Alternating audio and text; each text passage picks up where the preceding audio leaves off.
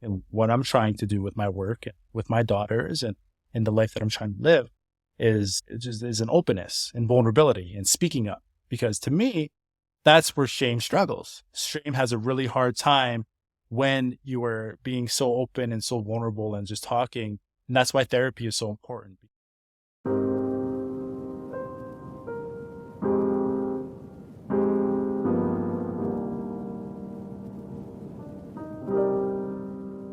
Welcome to Actualize, a podcast focused on the intersection of performance, ambition, and mental health. I'm your host, Rob Pintwala. My goal for the show is to not only celebrate success, but also shed light on the challenges and sacrifices that come with ambition. Actualize is brought to you by First Session. Launched in 2019, I started First Session to help you find the right therapist.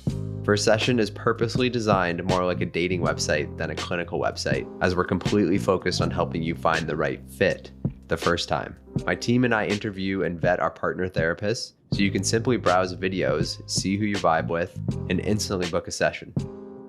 Check us out at firstsession.com and see why more than 7,000 Canadians have chosen First Session to find a therapist. Today's episode is with Bryce Seto.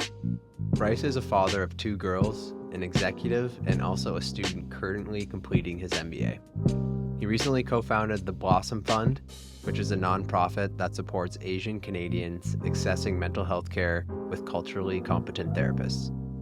Bryce is a mental health advocate and is open about his diagnosis of borderline personality disorder, which he writes about at bryceseto.com. In today's conversation, we talk about Bryce's busy schedule, where his motivation comes from, his experience as an Asian Canadian, and the mental health stigma that often is experienced in that community. We also talk about being a father and an ambitious person. Bryce is super inspiring, and I really admire the thoughtfulness he puts into living his life. I hope you enjoy my conversation with Bryce Seto. Hi, Bryce, thank you so much for joining me on Actualize. I wanted to just dive in with an observation. This is our first time connecting, but you strike me as a very busy individual. You are a father, a student, an executive, someone who co-founded a nonprofit. How do you make the time? Getting right into it. Thanks, Rob. It's good to be here. I don't have time really, but what I found is that you really, if it's important to you, you can kind of prioritize. I noticed that, when I had my first daughter, I have 2 now. They're only 15 months apart. They're 4 and 3 years old.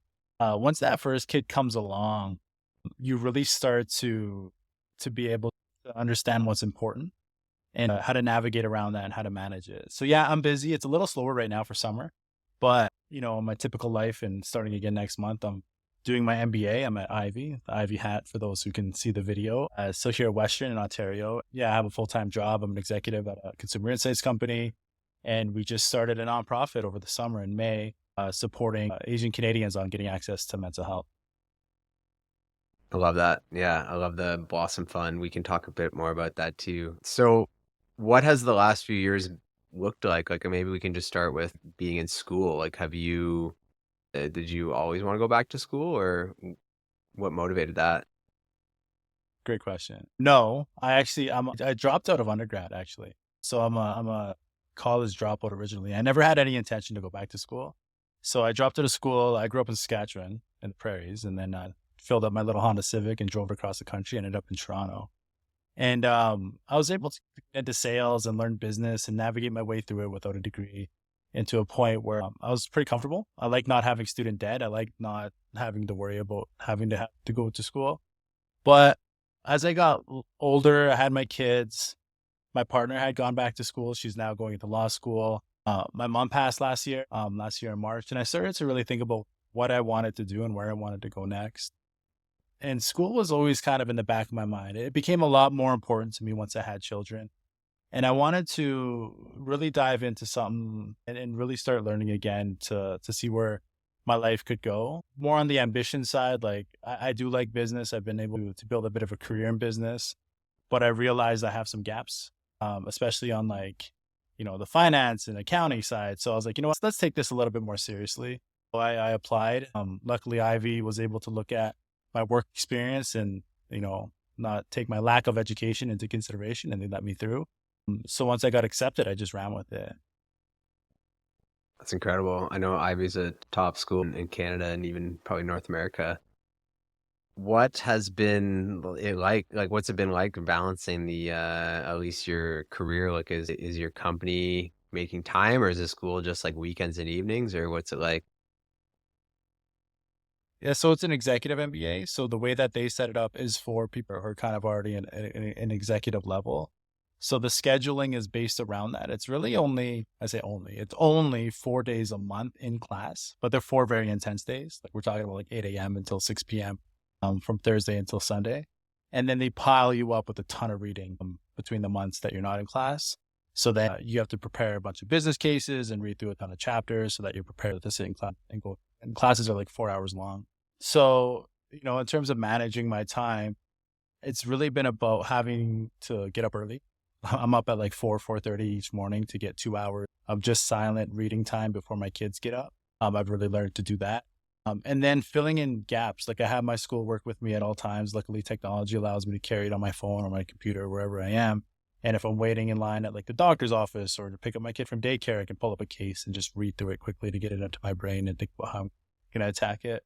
The other cool thing about a program like Ivy and an MBA in general is just the network it provides. So I'm in a cohort of like 60 very accomplished, much more senior, smarter people than I am. So we have like an ongoing like WhatsApp group and communication that I can just like reach out and talk to people. And that's the beauty of it, I guess, at this stage of my life too, is just, being surrounded by such accomplished people who are ambitious and kind of have the same goals as me, who are willing to be incredibly vulnerable and ask for help and support each other. It's not competitive at all. It's actually pretty incredible. Like that network, people always talk about go get your MBA for the network, but really knowing what that means is like you're surrounded by some of the smartest people that you ever could be. And everybody is just like, there's no questions asked. It's just part of the code is you just like, help each other and you're just vulnerable with each other to help each other get to where they want to go. That sounds incredible. Yeah. So I've recently started to read your blog, if you call it that. And I also read there that you had been writing for like a company or one of your companies that you've worked for, but you wanted to, you know, write for yourself, which I love. Mhm. Yeah, tell us a little bit more about what you write about and why you write. Yeah, great question. So writing's always been near and dear to my heart. So you think back and everybody kind of goes through this, I think, when you're in school, like high school, and you're thinking about what you're going to do. And your teacher's like, oh, you should go do math or whatever. For me, it was always writing. And I didn't know what that meant. It's like, oh, your writing's great. You should go and write. So when I first started in undergrad and kind of talked about how I dropped out, I thought I was just going to major in English and maybe get into journalism. And then that's what I would do. So I started kind of with that path. I ended up when I was in like my freshman year of university, the first little 6 months that I ever did there, I got a job as a journalist writing for the local paper, Saskatoon. And I realized I hated it. I love writing, but I realized my relationship to writing was that I wanted to share what I wanted to share. I didn't want to write as a job. I didn't want to go cover women's water polo on the weekend. I wanted to just like talk about what was important to me. So that kind of turned me off and is part of why I didn't stick with school. I went more the business route, but it's always kind of been this lingering that stayed with me my entire life. I've dipped and dabbled in different kind of variations of writing. I've always helped out my friends when they're launching businesses with copy, etc. And I've kind of always had a blog, so to speak, however you want to define that. Cool. Right now, it's more like a newsletter on Substack that people are subscribed to. And I started it actually, it's interesting because I wasn't ready for a while, kind of like dipped and dabbing on, I'd write something on Medium here or there or LinkedIn or something. But I really wanted to take it seriously. Actually, when I was in class, I was in my marketing class in my MBA, and we were talking about there's like the 4 Ps of marketing. I'm not going to get into like the business nerd stuff, but the big thing was like promoting a product, right? And I was like, I want to do that. I want to have something that I can promote. And then I was thinking there in class, I'm like, what if that thing was just me? What if I just like started to like take my writing more seriously and kind of started to build it out and played around with what I'm learning in business school and try to promote it, try to grow it, try to have fun with it. But I realized too, something else that happened in my MBA, which was in my leadership course, we had to do this exercise. It's called a 360 review, where all of your peers and people that report to you, and your leaders have to do this survey to like evaluate who you are. And it's a real hard look at like what you're bad at, what you're good at. It's like looking in the mirror at self-reflection as to where you're at. And I had to write this report. I'd analyze that data and write this report. And as I was writing the report, it wasn't, I don't think, what they asked me to do. I was writing a lot about like my childhood, like trauma, like this is what made me, and like putting the data into that. And as I wrote that report, I'm like, I like this. I like really diving into myself, figuring out my story and sharing it. I ended up doing pretty well on that, much better than I thought it was going to do, because I didn't actually answer the ask of what the report was supposed to be for, but they still dug it. And then once I wrote that report, I just couldn't stop writing. I was like, I need to keep sharing this stuff. I just don't know where to put it. And I recognized that I have a story to tell. Like, and I know we're going to get more into the mental health stuff, but when I was diagnosed with BPD, I didn't really have anyone that looked like me sharing that story or what that experience was like. And I was like, you know what? I got to be that voice. I got to be someone that's sharing this information because it could be helpful to people if they can connect to it, if they can read it, and they can kind of get that support that I didn't feel like I had back then. So that's what opened it up. It was like this mix of like, oh, I'm writing in business school. I've always kind of wanted to do this. And then kind of the business aspect, I'm like, okay, this can kind of be like a case study to make it fun and apply some of these business skills to it as well. So that's kind of the birth of it. I started it in April of this year, and I've been writing 2 times a week consistently. I haven't really missed a week, and it's been a lot of fun. I've really enjoyed it. No, you're an excellent writer too. And that's bryceseto.com, right? And we'll mention that at the end That's too, right. but Yeah. yeah, amazing. BRYCESCTU.com. Put the shameless Yeah, plug in there. I love it. Yeah, let's maybe get into it. So you mentioned your diagnosis. I've read a little bit about the story of you going and get the diagnosis. Yeah, what can you share about that experience? And like, has this been a part of your life forever? Or has it just been more highlighted, during the diagnosis and maybe leading up to that? It's a good question. I mean, for me, when you ask if it's been a part of my life forever, I guess it has been to an extent, but I guess I wasn't aware of it. I just kind of knew that I responded differently than other people kind of emotionally to situations that happen in my life. I found it difficult throughout my life to create bonds or relationships or even friendships. There's always been like, it just has always kind of been different for me than I've noticed it for other people. So when I was diagnosed, it started to make a lot more sense to me. It started to kind of click. And I guess that's the beauty of therapy, is like, it allows you to reach a level of self-awareness that lets you, kind of problem solve. Okay, this is why I am the way I am. This is what I'm going through. And then you can figure out what are the skills that I need to work on to kind of get through that. So I guess the answer is, yeah, like it's always been a part of my life, but I was diagnosed 6 years ago.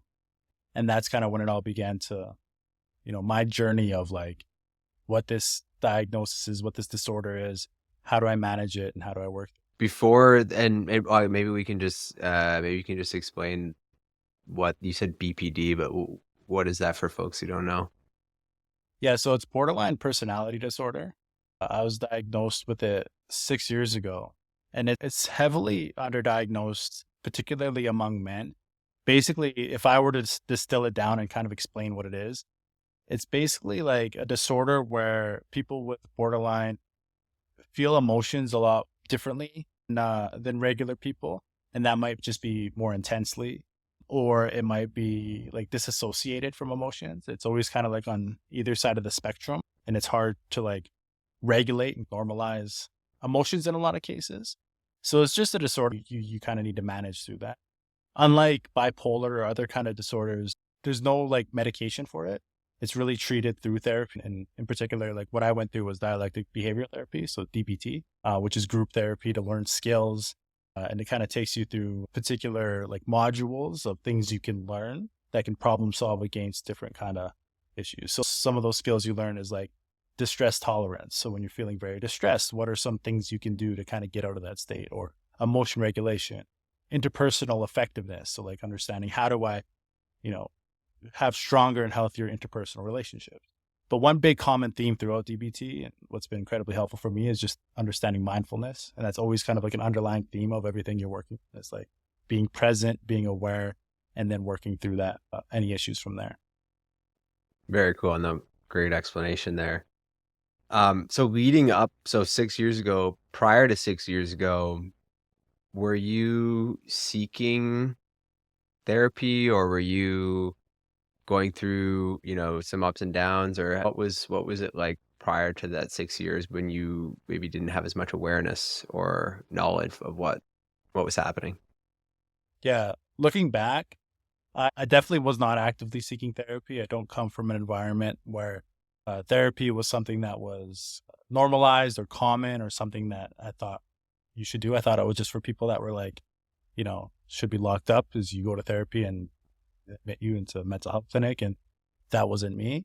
So the way I dealt with it was through like distraction. I call it distraction, but that takes very multiple forms. So for me, that meant like staying out all night and just drinking and just being away from myself, so to speak, and finding substances to take me out of my life. And so I was drinking, it was drugs, it was just finding ways to like avoid feeling, right? I lived a very reckless life. Like I feel like I didn't have a good compass or a good kind of like boundary of like not being reckless. Like it was normal for me to just like be gone for like 3 days at a time, just like binging and like out with people who were problematic and then that wasn't, I would book flights on a whim and just go to Cuba for a week just because I wanted to get away from everything. It's just like, it sounds fun and it seems like hedonistic and like, oh yeah, that's such a cool lifestyle. But for me, it was literally like I was just running away from having to deal with myself or the things around. And that's also kind of like why I ended up in Toronto. So I talk about how I dropped out of school and moved across the country. Part of that is like, and I kind of just wrote about this, like, you know, talk, I was able to kind of talk about it in a way that was like, oh yeah, I'm chasing something else. I'm ambitious. So, I'm going to go work on all this stuff. In reality, it was like, I'm also running away from not having to deal with some of these traumas that exist in the people around me or this town that I grew up in. It was like, I'm just going to get out of here, and like that's part of the recklessness too, is because it's not normal for you to just like up and leave your parents and people that love you behind and not think twice about it. But that's kind of how I was. Yeah, yeah, I can relate to that a little bit. Yeah, been moving around quite a bit. So yeah, maybe you can share a little bit. We don't have to go super into it, but about your upbringing in Saskatoon. I've been driven through Saskatoon a couple of times. It's pretty far away from big cities. I mean, it's a decent sized city, right? But what was it like growing up there, and how was your identity kind of shaped through that? Yeah, I think about my childhood a lot and how like I have kids here in Toronto and it's much different for them than it was for me. So I grew up in Saskatoon, and like you said, it's not the smallest city in the world. Well, 250,000 people, so it's like a city, but it's not a big city Yeah. by any means. And I grew up in the inner city of the city, and I grew up in the hood. Like it wasn't incredibly safe where I grew up. I remember my first week of high school, I watched the kid get stabbed, and then I had to go to court, be a witness. That was just, I think Wow. about that now. I'm like, they're just like, why? Like, it's just crazy. Like, that was the kind of environment I was in. I never really felt safe. Like, just walking to school and stuff was like, you'd always have a chance to get jumped or just like messed with.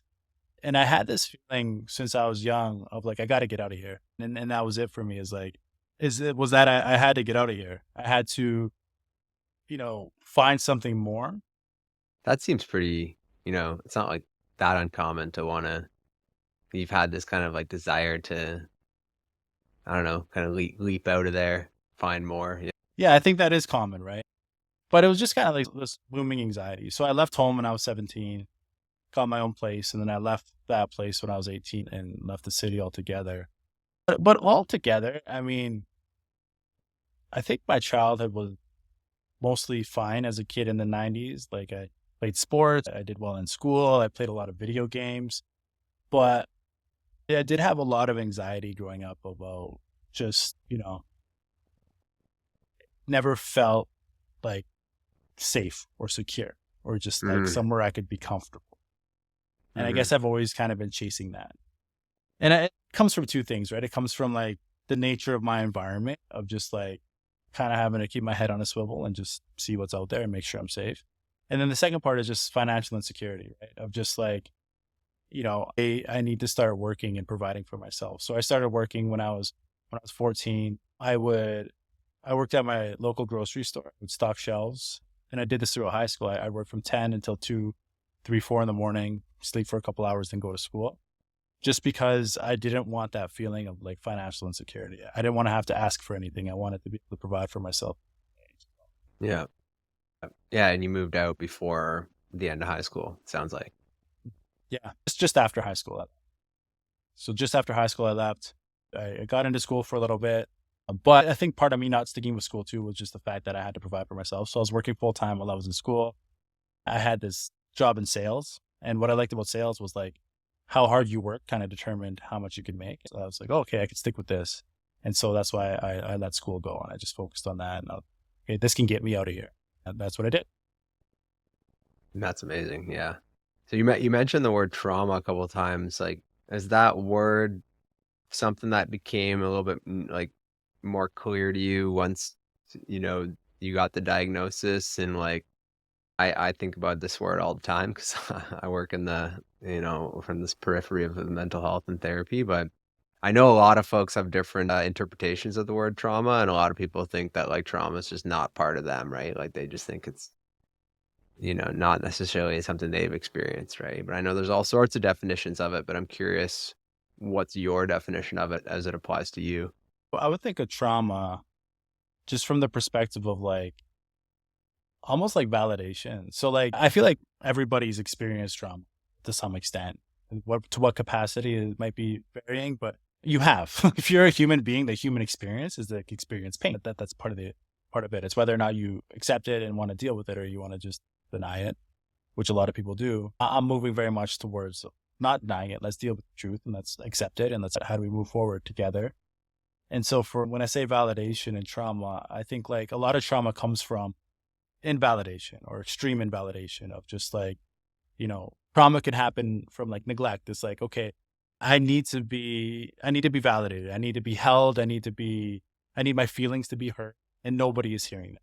I don't have anybody. And I felt like this was a lot in my childhood. And that's simply by the fact that my parents work at night. I was just like, I don't feel like I was like tended to. And that creates a traumatic experience is like, you're invalidated. It's like, I have these feelings. I don't have the ability to express them, to share them, to be validated. And that I think creates trauma. And invalidation can take a lot of extreme, you know, examples. Like I use the example of neglect, but abuse is probably the most extreme invalidation. It's like, I don't want you to do this. This is crossing a boundary. You're doing it anyways. You're abusing me, whether that's physically, emotionally, sexually, whatever. They're invalidating your boundaries in the way that you feel. And I feel that's kind of what creates trauma. So I think anybody can think about events in their life where they've had that happen. And there's a lot of studies on this. It's not perfectly tied together from my understanding. And again, I'm not a therapist or an academic in mental health, but with borderline personality disorder, there are links to traumatic events that have caused that. It just kind of like creates like this crosswire in your way to manage emotions because of something that had happened to you. And it spills out as this disorder. I mean, one of the most famous people that is open about their diagnosis of BPD is Pete Davidson. And he Yeah. talks about how he lost his dad in 9/11. And that's, I feel like, I don't want to speculate, but it sounds like to me, based on the little bit we know about his story, that probably had an impact on, his ability to regulate his emotions or manage them, and may have impacted his mental health and caused some sort of a disorder, right? And I could think of a variety of different events that have happened in my life that tie back to my ultimate diagnosis. Yeah. Yeah. Yeah. That's super insightful. And yeah, I didn't realize Pete had the diagnosis as well, but I know he's been open about his struggles. And I actually, on that word struggles, I read your post recently. You said some folks have introduced you as maybe someone who's like struggled with their mental health, and you talk about how you don't love that introduction. Like, yeah, why not? Tell me a little bit more about that. I loved the article, by the way. I thought it was awesome. Appreciate that. It's really just coming from this perspective of when we talk about mental health, it doesn't need to be talking about struggle. And I feel like that's how we want to approach the conversation, especially publicly. And I've been doing a lot of conversations like that, and I've done some new stuff. And it's kind of always under that parameter of like, oh, here's Bryce Seto. He struggles with borderline personality disorder, and let's listen to his story. And It's not that sometimes I struggle with it, but I really just have it. You know what I mean? It's just part of who I am. The same way that any human being has mental health. Like we all just have mental health. It's just the same way you have physical health, you have mental health. And we don't need to talk about mental health from the perspective of struggle all the time. My perspective and what I would love is to just normalize it, to be able to talk about it in an open way that makes it more accepting and easy and easier to have that conversation. Like going to therapy shouldn't be because you're struggling. You should go to therapy because it's helpful for your life and that it helps you figure out and become more self-aware and make better decisions that fulfill you and help you navigate through all the complexities of life. But that doesn't mean you're struggling. It's just you were seeing a therapist. It's just like how Patrick Mahomes has a quarterback coach. It doesn't mean he's struggling with throwing. He's the best in the world, but the coach is just helping tinker and work on and get better day by day. So it's just having that, we talk about mental health through such a negative lens and everything has like a negative connotation. And that, I think, my perspective is that it prevents people from wanting to open up and speak about it. Because like, even for myself, it's like, okay, I'm making more and more appearances and they're going to introduce me as this. I don't want to be perceived as weak. I want to be perceived as me. And I don't want that connotation of like, let's pity this person because they have borderline personality disorder. It's like, no, I don't want that. I want to just share my story because I know my story could be helpful. And anything that I could do to help that narrative of people just being able to like talk about it, like, whatever it is. We've all experienced anxiety.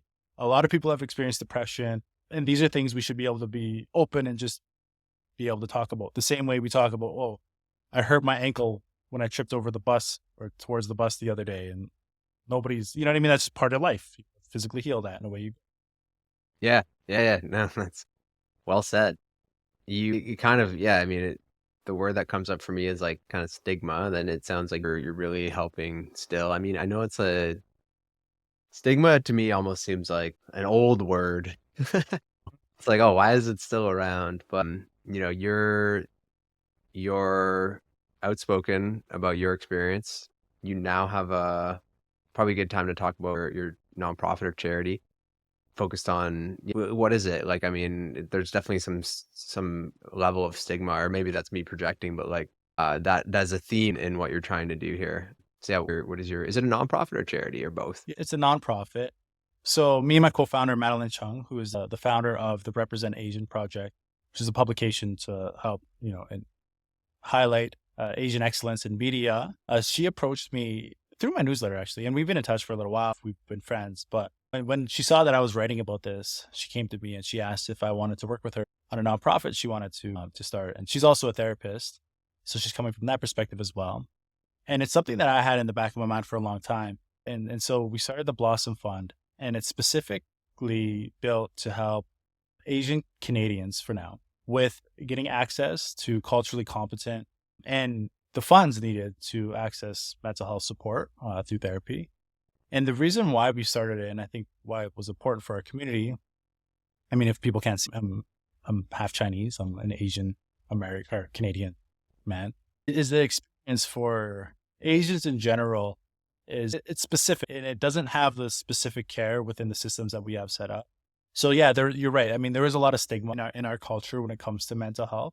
There's some research that supports this as well that says that, Asians are less likely to seek out mental health support than other cultures. And that comes from this mentality within our culture of like, you're not supposed to talk or, worry about how you feel. It's all about your family and it's all about your work. Do good in school, get a good job, support your family. Don't talk about how you feel. Like that's not important. You just get over it and away you go. And what that does is, going back to validation, it's incredibly invalidating and it creates this stigma that makes it harder for Asians in general to get support for mental health. And that's a problem. I mean, everybody deserves access and the ability to get the support that they need. The second part of it and the other problem that we're trying to solve. So one is just normalizing it. And I talk a lot about that and sharing stories of like, hey, I'm an Asian person and I've gone through this mental health and this is what I've been diagnosed with. And then the second part of that is about getting people access. So when we say access, we mean access to culturally competent resources. There's not a lot of, the other problem is not a lot of Asian Canadian therapists. And what that creates is a relationship in therapy where you're not fully understood. And understanding is so important. So anyone that's gone on a therapy journey, I mean, it's incredibly important that you find a therapist that makes sense and connects with you and understands you. If they don't understand those cultural stigmas and generational trauma that I spoke a little bit about, it's really difficult to connect in a way that you feel safe and can fully share what your experience is. And so, we're trying to connect more Asian therapists with Asian clients and just build resources for Asian Canadians to be able to access help that is specific to them. And then we have a grant program. So the money that we're raising is to fund Asian Canadians to get access to therapy. Therapy is expensive, and we understand that that's a big barrier to people getting help. The one thing I think is overlooked as well is Asian Canadians, are more underemployed or unemployed than the general population as well. So we want to just be able to help bridge that gap to support people to get access to the help that they need. So it's been going well. We launched this summer. We're about to hit our initial goal, which is to send 10 Asian Canadians on their initial therapy journey. We'll kick that off hopefully this month. So all is going well. It's going well, and we're still kind of in our initial fundraising phase. But what we've started with our mission back in May is beginning to actualize, and it's incredibly rewarding to see that. That's incredible. That's incredible. Yeah, I love the mission. I have learned quickly about the cultural competence aspect of therapy very quickly. When I started this business, I started with a very small group of therapists and wasn't quite thinking that deeply about diversity. I was just trying to get whoever I could up on the website, but very quickly had quite a bit of requests for certain, cultural backgrounds of therapists. And now I take that into account, up front and center. I think it's so important. And like, as you mentioned, it's not even like you can explain. First of all, therapy is expensive. So why should you have to pay to explain to your therapist about your upbringing and your background, especially if they're not even going to get it anyways, Yeah. right? So and like added to the fact that like in a lot of cultures, there's not even like the right language it doesn't translate to English very well as far as like depression or like certain other mental health or emotions, even not all emotions are even translatable, which is so critical in just trying to express yourself, right? Incredible results are with Blossom Fund. So I actually lived in Shanghai for 6 months in my university age, and it was a pretty intense place. And just like, I didn't get super close with any local families or anything like that, but just witnessed the culture firsthand and just the sort of relentless like work ethic. And everyone, I mean, I was also in like the biggest city or one of the biggest cities in China, but just so the first word that came to mind was competition. And like I'm at this time I'm like third year university, and I was like really interested in psychology. And I remember my psychology like 101 class or whatever in university was like talking about the difference between Eastern and Western cultures and how Eastern cultures are more collectivist and Westerns are more individualistic, right? And I think I took that the wrong way because I thought that meant Eastern cultures, i.e. Asian, was like more supportive of one another, conforming. Like, and that, when I got to China, I was like, holy crap, everything is like a race. Like, I can't even get a seat at the subway because people are sprinting and like, it was like really intense. And I was like, this is really tiring. You have to negotiate for everything, and gave me a little bit more understanding of the culture. I'm by no means an expert, but I don't know. Like, do you have any? I've also interviewed quite a few Asian Canadian therapists about this as well. And yeah, like what do you relate to your own upbringing with? I'm taking it one of your parents being Chinese Canadian or Yeah, Chinese. Do you kind of see that some of that stuff was passed down, or like, do you see in hindsight that it affected you growing up? for sure. It's interesting because I'm born in Canada, in the prairies of.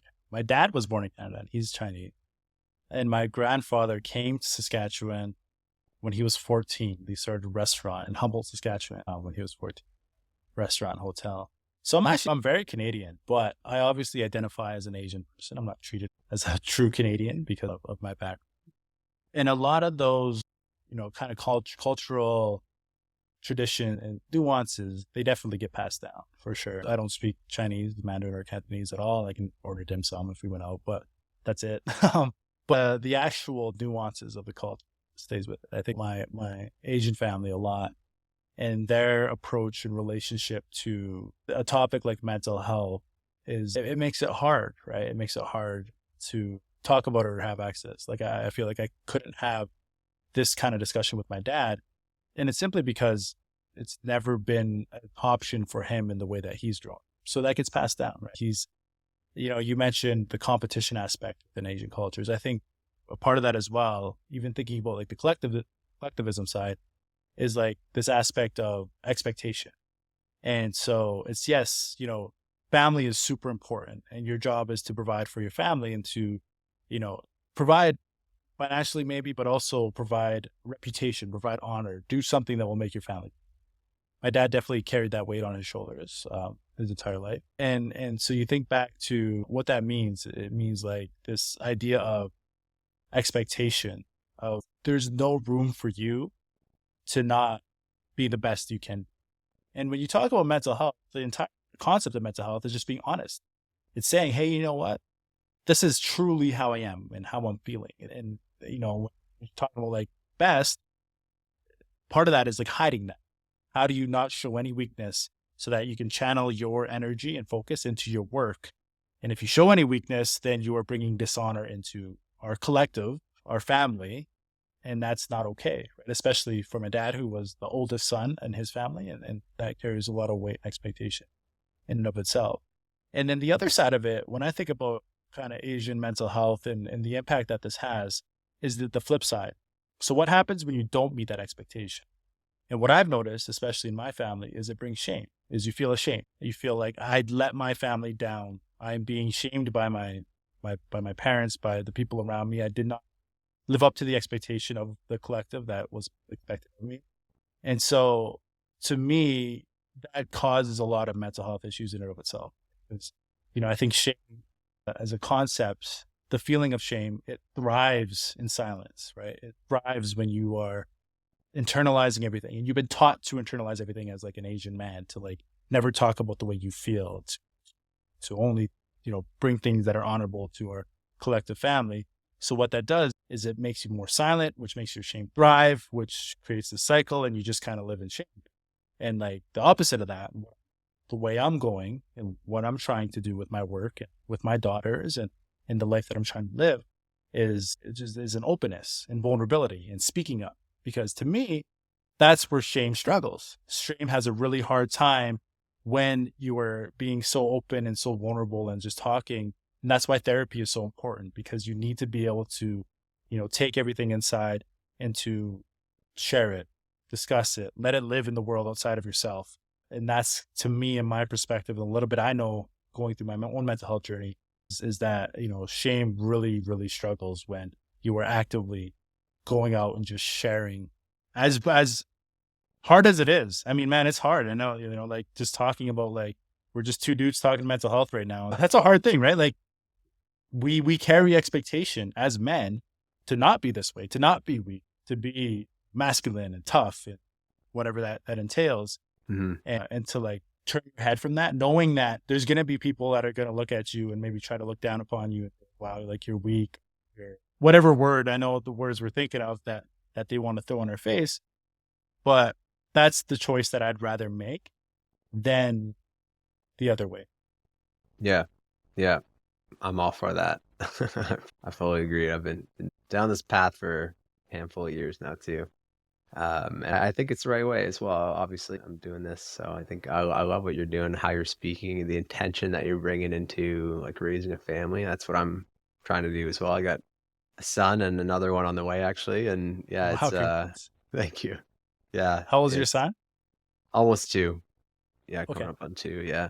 But yeah, how have you been able to kind of set these like kind of intentions with your family, with your partner? Like where does your immediate family now, like your family that you've created, play into supporting you? And how do they, like you're super busy. How does that all take shape? Yeah, it really helps. A huge cheat code to all of this is by having an incredibly supportive partner. And she's actually the one who took me to CAMH, which is the Center for Addiction and Mental Health here in Toronto. On my original diagnosis, she's the one that kind of like grabbed my hand. It's like, okay, let's go. You're coming. And that changed kind of the course of my life. So having her as a partner kind of gives me this freedom to be like, you know what, like, I know that she's going to support me and that I don't need to. I think a lot of kind of being like a dude, I'm a straight guy. And like, there's this toxic masculinity aspect of being a straight man in our society where we probably feel like we have to live up to a certain expectation in order to be liked and to be liked by the opposite sex. Is like, I got to be masculine. I got to be tough. I got to be someone that people admire or people, are attracted to.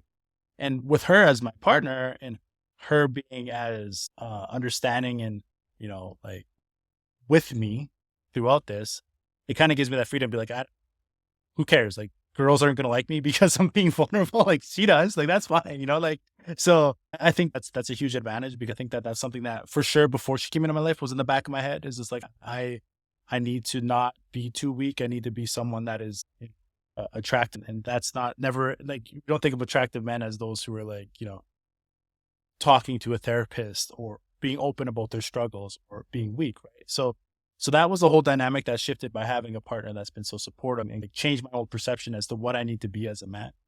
So that's a big part of it.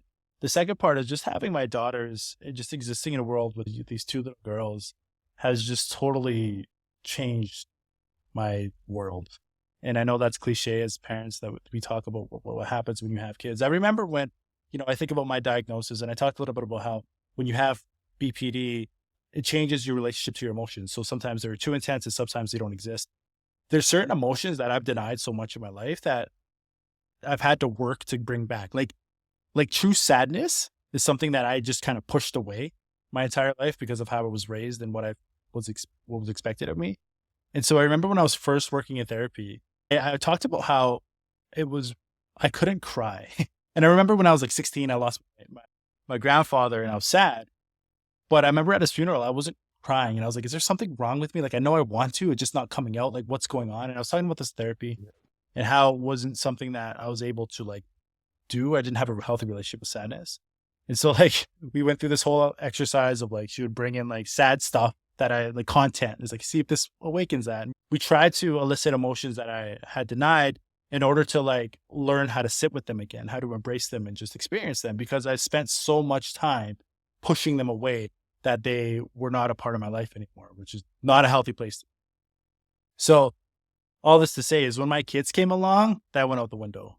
Whenever I cry all the time now, like it's just like, I remember I dropped my kid off at the first day of kindergarten. I was a blubbering mess going home. Like I just remember like all these little things that shouldn't be as big of a deal literally turned me into a blubbering baby. And I am so grateful for that because that is something that I tried to train myself back to, but they've just opened up this part of myself, like this softness that is like irreplaceable. And it's just helped me like live so much more fulfilled life with them. And when you talk about like intention, yeah, I'm like very intentional about sharing my story about, being open. And a part of that is for them. It's become, they're my inspiration. I don't want them to grow up in an environment of having this dad who is like closed off and so like masculine and just like not someone they actually know. I want them to have, a connection with me in a way that is like, here, kids, like this is who I am. Right? And I'm not perfect. I have all these flaws, gone through a lot of struggles. Let's just put it out there. And hopefully that will help them realize that that's okay for them to share theirs as well. And for us to be able to navigate, work through those issues together as a family. Yeah, it sounds like there's some lucky girls to have a dad such as you. That's super inspiring. Appreciate it.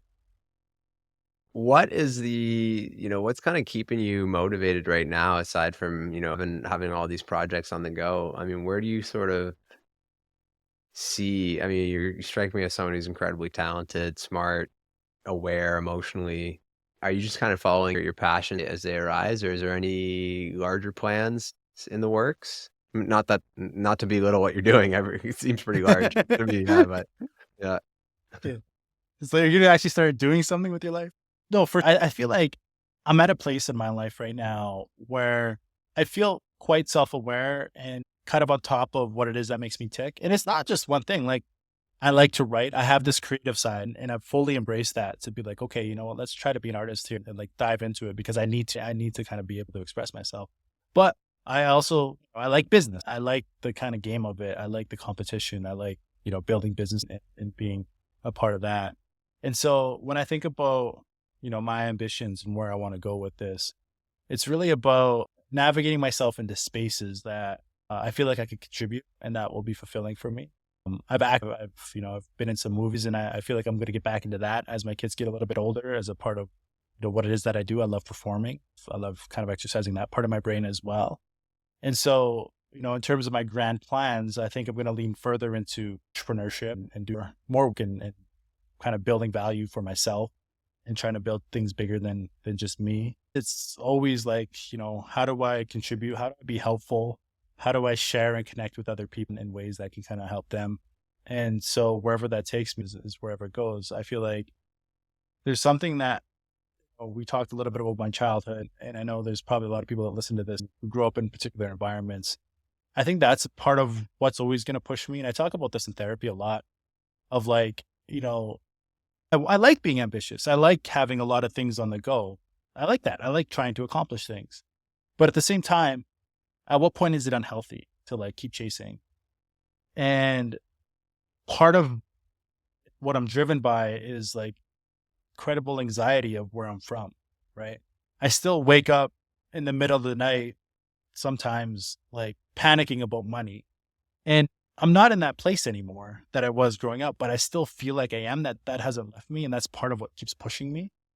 So I guess what I'm trying to say is where to how do you balance that? And that's a big therapy thing that I don't know. I mean, I'm probably not paying my therapist enough to help me work through this, but it's this concept of like chasing more and also accepting enough.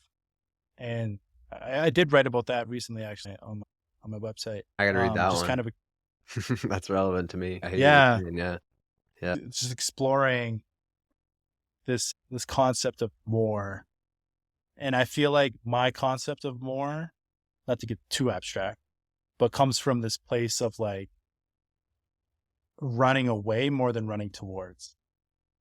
So it's like I disguise it as like I'm running towards this big ambition. I want to go accomplish thing. But in reality, I think what I'm doing is I'm running away from my insecurities and what I don't want to be.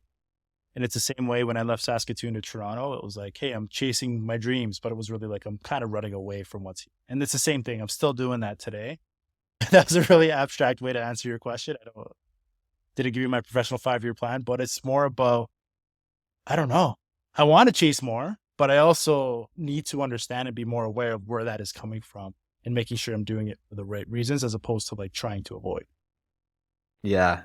Yeah. Two things come to mind there. One is something I've been thinking about a lot and heard other folks talk about who are ambitious is the fear of losing an edge. Like you're ambitious, you're kind of tapping into that. Sounds like you're kind of maybe that fear does exist, right? But you know, there's this kind of theory that, the more you work on yourself, maybe you dig deep enough to understand fully where your motivation comes from. And maybe that's actually like trauma or insecurity, right? Like, and if you kind of heal that, then does your motivation go away? Does your ambition Right. go away? And that's the fear. It's like, oh shit, I'm gonna lose it. I'm gonna just be doing nothing. But Right. maybe I'll be peaceful. Like, I don't know. How do you think about that? I mean, it sounds like you've kind of thought through this and Yeah. You kind of described that so eloquently. Like that's exactly what I've been grappling with as well is, what happens if you kind of capture that light and find that peace? Does that mean you stop? And then to me, the fear that arises is like, wow, like if I stop, that means my kids aren't going to have the life that I want them to have. I'm not going to be able to do all these things that I wanted to do with my life. It's such a good question. I don't know, man. I don't know. I think for me in the work that I'm doing, it's like I'm going to keep trying to be self-aware and try to get to that point. And then, you know, hopefully I can find ways and things to continually provide and chase. But man, I don't know. I don't think I could turn it off, dude. yeah. I hope that it just the energy just starts coming from a more like grounded place, right? I don't think it goes away. I think it comes from maybe Right. more fulfilling areas or contribute, like, I think you alluded to some of that stuff. The other question I had is more like, you sound like someone who's really loves being a dad and wants to be present. You mentioned mindfulness with your children, and you also mentioned that your partner is going to law school. It sounds like a busy household. How do you think about, like, showing up for your kids and being ambitious and having an ambitious partner and kind of hitting all your goals? Like, what have you had to make compromises yet? This is a selfish question I'm basically asking for myself. No, it's a good question, man. It's a really good thing to consider. You always have to make compromises as your family gets bigger, and I'm sure you're doing that right now. You have a kid and partner. You always have to make compromises. And I've learned a lot about what it means to support another person in terms of what their dreams are, as opposed to just like, I got to chase mine. I got to chase mine. I've been as supportive as I possibly can be for her and her ambition to go to law school. It was never a question. It's like, yeah, you want to do this? And she's someone, I think it works as well because she's kind of the same way of always running and always chasing. And it leads to a very impulsive relationship. Like we're quite impulsive people that kind of just think, okay, we have seen opportunity, let's attack it. I mean, we've moved 6 times in the last 5 years because we're always trying to level up. And I'm talking about like, a couple of years ago, she had a farm, an acre of land, and she had a whole business, and she built a farm by herself. I didn't help, and that was her thing. And then she's like, you know what? I want to go to law school. Okay, let's sell the farm. Let's go do law school. And that's what she did. She applied herself and got in, and away we go. I think with the kids, and this is what I tell her all the time because we have this conversation where she feels like guilty. Like, hey, is it fair for me to go to law school right now? We have these 2 little girls. I'm going to be very busy. I'm not going to be able to be here like I was in their lives. And I think my perspective is that I feel like it's great for them. They get to be around this. They get to watch us struggle, and we get to come home. And I love sitting across from my kid who's got her little kindergarten homework, and I'm doing my MBA stuff. We're sitting at the kitchen table, both doing our homework. And I'm talking about it just like her school. Like, hey, how was school? Oh, I'm telling her about my school. And it's like, we're both in school. Like, that's cool. To just be in a household where we're constantly learning and pushing ourselves. It's not about like, you go punch in the clock at 9, come home at 5, and we just live in a routine. It's like, no, how do we keep moving? And I think osmosis, they're going to see that, and that's going to be a good thing. That's going to hopefully rub off on them. And then the other thing is like, and I'm very open about my relationship with my kids and being a dad and how much I love it, because any journey that I have in life, they're there, they're with me. So, and I mean that literally and figuratively. Like, I bring them to the office every so often just to hang out in color, especially this summer while there's a lot of downtime. It's like, hey, I got to go to the office. I got some client meetings. You kids can come and color in your books, and I'll take you out for lunch and just hang out, and like you get to see it and hang out with us and watch it. She's been taking the kids on campus and just hanging around on campus to be around her at the same time. So they're a part of this journey. And, luckily we do have a little bit of help. We have some great babysitters, and her mom's around every so often to take them when we need a break. But I think what I'm trying to relate to my kids is, one is like, it's okay to keep working. Like this should be fun, and school is fun, and it's okay that we're busy. And two is like, we're in this together, right? Like, no matter what, you're going to be busy. I'm going to be busy. There's going to be a time where my kids are not going to want to just be around me, and they're going to want to go to camp with their friend, or to ballet school, or off to college. And I got to do the same thing. I'd be like, hey, I would really love to hang out with my daughter today, but she's got friends, some other priorities, and I got to support them with their lives as well. But at the end of the day, like, it's still us, and we're still in this all together. And it's just an environment to me of unconditional support. And that's what we do for each other. You dream whatever you want. This is our family. We're going to support each other. Having said that, when we're both this busy, a calendar and scheduling is incredibly important. Yeah. Asking for help is incredibly important. And communicating, and just be like, hey, you know what? I'll take them this time. You can have the weekend to catch up, and then I'll need your back to have my back the next time. And we just got to be in it together no matter what. That's awesome, man. Yeah. Yeah. It reminds me of this concept actually that I heard from Brené Brown with she said there's like 3 choices of families and how they kind of lead their lives. Like, one is sort of parent first families. Second is like kids first families. And the third would be like family first families. And it's like, whoa, who's kind of leading the charge? Is it parents taking the priority? Is it the all the kids always taking the priority, everything for these kids, or is it like family and the family is like compromise and balance and that sort of thing? So it sounds like you got the family setup going on.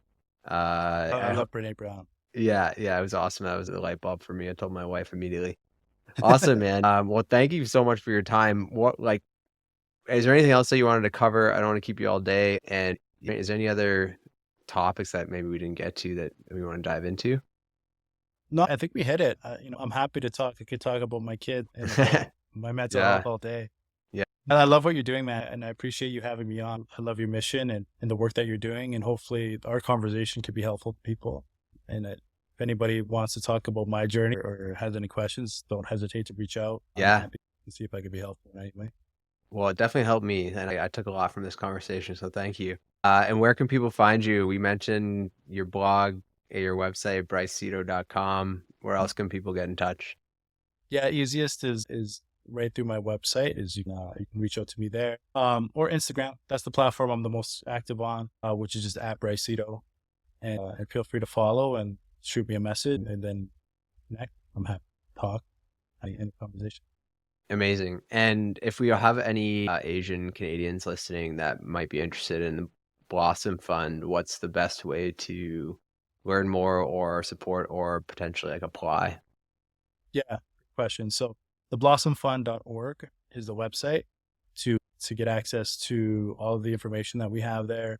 And so there you can read more stats and more information. You can donate, and we're still raising money for our initial round, and then apply. Yeah. So if there's anybody that is Asian Canadian seeking support, our first phase is Ontario only, just because of how therapy is regulated in our country, but we're going to be branching out very soon.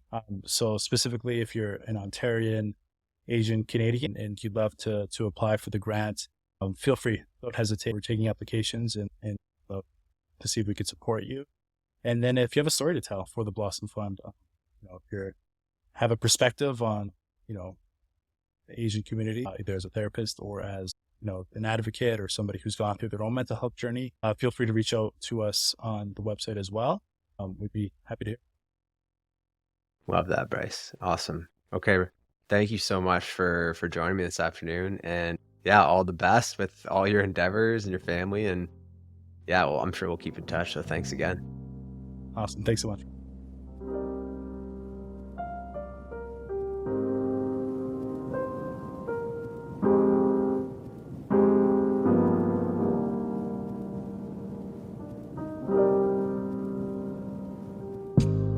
Thank you for listening to this episode of the Actualize podcast. You can find the show notes for this episode, as well as all other episodes, at firstsession.com/podcast. If you like this podcast, please leave us a review on your favorite podcast platform. Thank you again, and we'll see you next time.